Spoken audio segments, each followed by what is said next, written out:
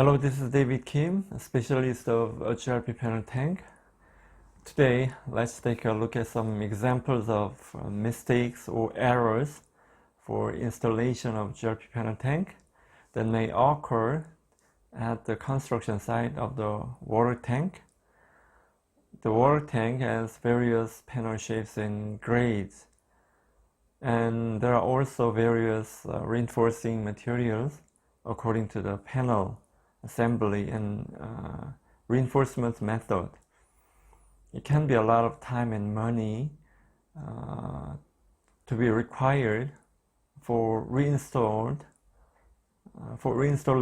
caused by small or big mistakes from misunderstanding how to execute it.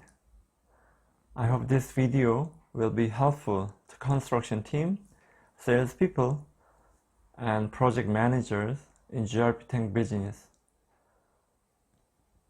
Today is the first time to find out what went wrong, what was wrong, and how to fix it. Then, shall we start?